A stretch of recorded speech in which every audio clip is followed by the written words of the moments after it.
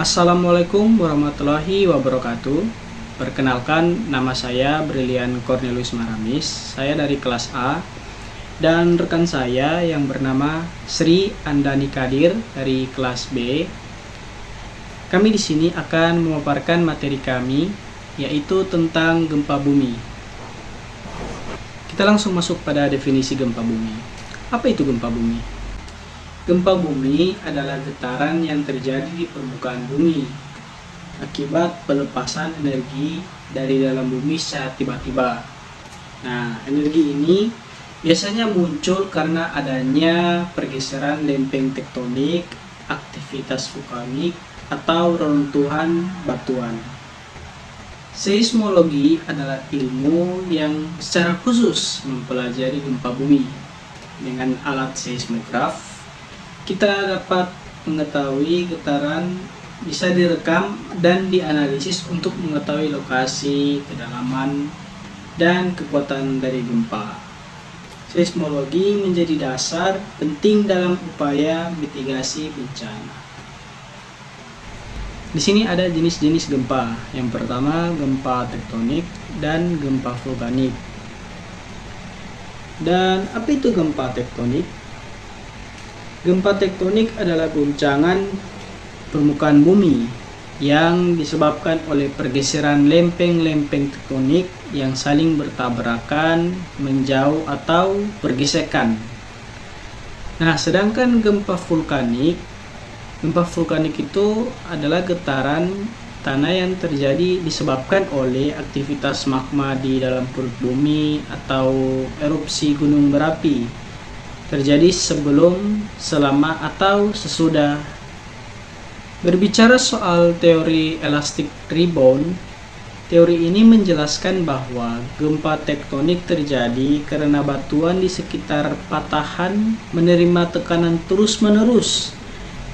Saat kekuatannya terlampaui, batuan patah dan energi yang tersimpan dilepaskan, sehingga dapat menimbulkan getaran. Getaran yang ditimbulkan gempa bumi merambat dalam bentuk gelombang seismik. Gelombang ini terbagi menjadi dua kelompok besar, yaitu body wave adalah gelombang yang merambat ke dalam bumi.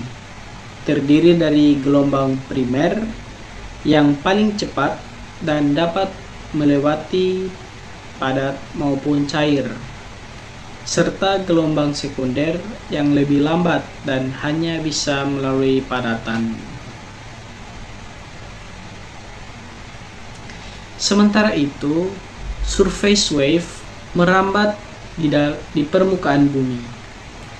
Nah, gelombang low and right lake termasuk dalam kelompok ini, dan keduanya biasanya menimbulkan kerusakan yang paling parah karena amplitudonya yang paling besar di permukaan.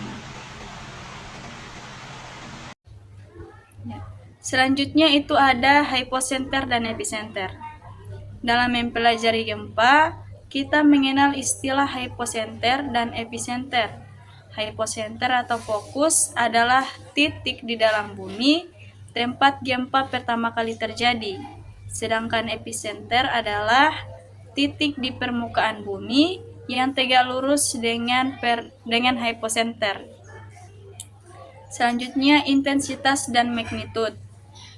Dasarnya gempa bumi dapat diukur melalui dua konsep, yaitu intensitas dan magnitude.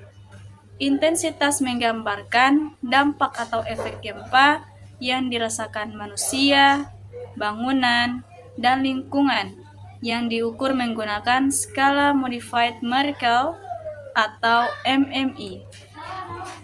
Sementara itu, magnitude menunjukkan besarnya energi yang dilepaskan gempa bumi. Magnitude diukur menggunakan skala Richter atau moment magnitude dan sifatnya objektif karena tidak bergantung pada lokasi pengamatan. Selanjutnya itu peta bahaya seismik.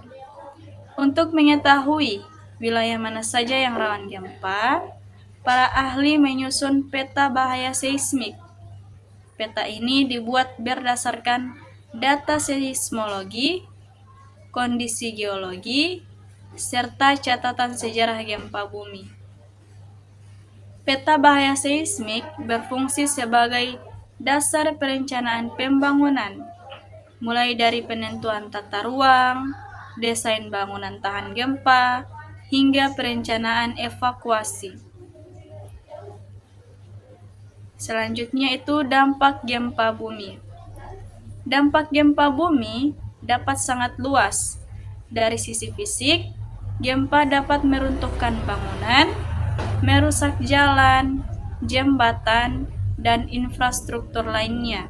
Secara lingkungan, gempa dapat memicu bencana lanjutan seperti tsunami, tanah longsor, dan kebakaran. Adapun upaya mitigasi gempa bumi. Untuk mengurangi risiko, diperlukan berbagai upaya mitigasi.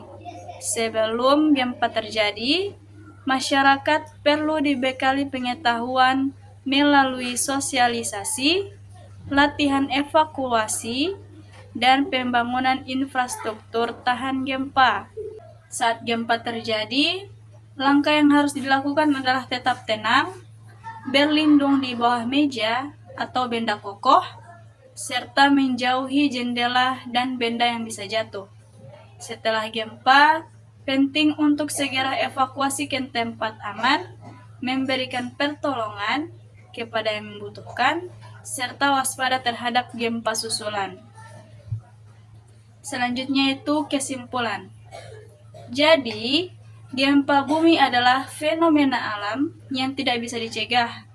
Namun, melalui pemahaman ilmiah seperti seismologi, teori elastic rebound, serta penggunaan peta bahaya seismik, ditambah dengan kesiapsiagaan dan mitigasi yang baik, dampak gempa dapat ditekan seminimal mungkin, sehingga keselamatan masyarakat tetap terjaga.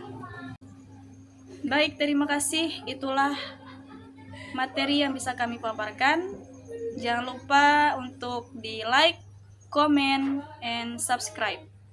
Bye-bye. Assalamualaikum warahmatullahi wabarakatuh.